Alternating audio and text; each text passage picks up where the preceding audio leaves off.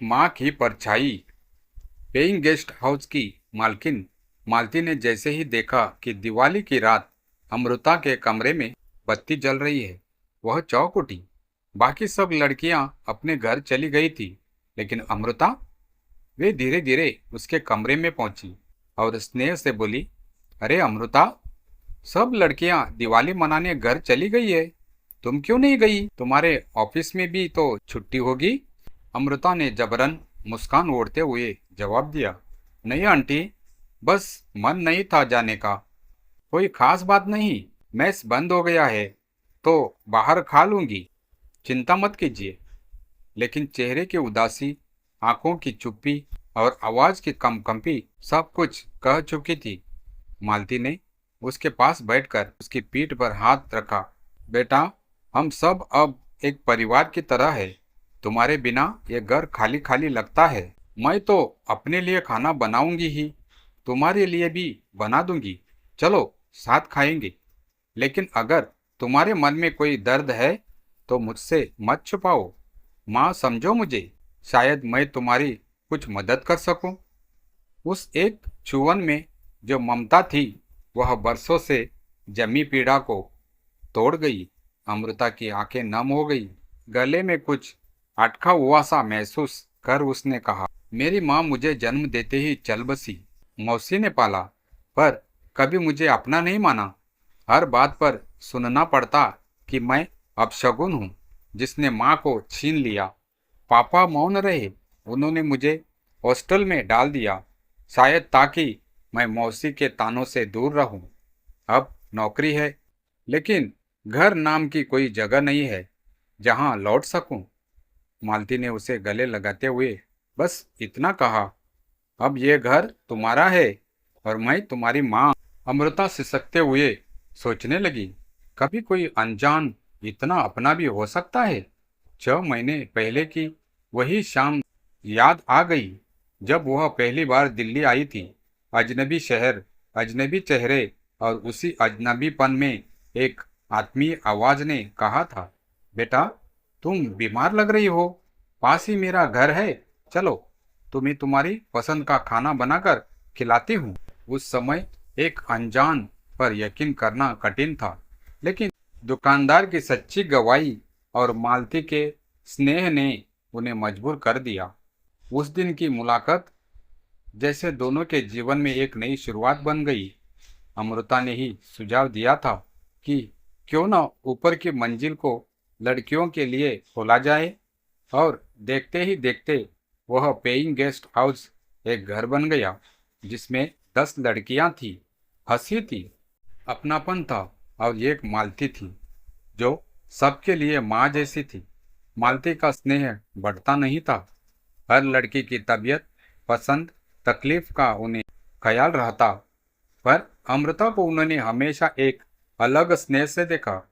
एक बार फिर दिवाली की रात, जब सभी लड़कियां अपने घरों में थी, अमृता और मालती एक दूसरे का सहारा बनी थी। अगले दिन अमृता के पापा मिलने आए। हमेशा की तरह कमरे में न आकर उसे नीचे बुलाया, लेकिन अमृता जब ड्राइंग रूम के पास पहुंची तो अंदर से आती आवाज ने उसके कदम रोक लिए। मालती कह रही थी, मेरी माँ भी मुझे जन्म देते ही चल बसी थी। शायद इसी कारण मैं अमृता के दर्द को बेहतर समझती हूँ। वो मेरे जीवन में यूं आई जैसे अधूरी कहानी का दूसरा पन्ना। मैंने अपने बेटे रोहित से बात की है। अगर अमृता और आप चाहे तो मैं उसे अपनी बहू बनाना चाहती हूँ। अमृता की सांसें थम गई। आज मालती का स्नेह, उनका वो माँ जैसा व्यवहार, सब अर्थ पा गया था। वह सचमुच अंदर गई तो मालती ने उसका हाथ थाम लिया। उसके चेहरे की हल्की सी मुस्कान और झुकी पलकें देख मालती ने सब समझ लिया। वे बोली, अब तक तुम एक अतिथि की तरह इस घर में आई, लेकिन अब मेरी बहू बनकर मेरी दुनिया में उजाला भर दो। अमृता की आंखें भर आई। वह उनके पैरों की ओर झुकी तो मालती ने उसे उठाकर सीने से लगा लिया। मैंने माँ को तो नहीं देखा आंटी, लेकिन होती तो आप जैसी होती। पीछे खड़े अमृता के पिता की आंखों से भी आंसू बह चले। एक बेटी का जीवन जिसे वे हमेशा डर और तानों से बचाते आए, आज सच्चे मायने में एक घर और एक माँ पा चुकी थी। उन्होंने धीरे से आगे बढ़कर अमृता के सिर पर हाथ फेरा। बरसों का संकोच, अपराध बोध और चुप्पी उस स्पर्श से टूटने लगे। माफ कर दो अमृता, उनकी आवाज कांप रही थी। मैंने कभी कुछ कहकर तुम्हारा साथ नहीं दिया, बस चुप रह गया। शायद इसीलिए कि मैं खुद भी जीने नहीं दिया, तुम्हें क्या जीने देता। अमृता ने एक पल उनके चेहरे की ओर देखा। वही पिता जिनकी आंखें आज एक पिता से कहीं ज्यादा एक इंसान की तरह रो रही थी। पापा, उसके गले से बस यही एक शब्द निकला और फिर वह उनके गले लग गई। बरसों की दूरी एक ही पल में पिघल गई। मालती दूर खड़ी यह दृश्य देख रही थी। उनकी आंखों में करुणा और स्नेह की भाव गहराते जा रहे थे। उन्होंने आगे बढ़कर दोनों को अपने गले से लगा लिया, जैसे एक टूटा परिवार फिर से जुड़ा गया हो। उस रात अमृता की दिवाली सच में रोशनी से भर गई।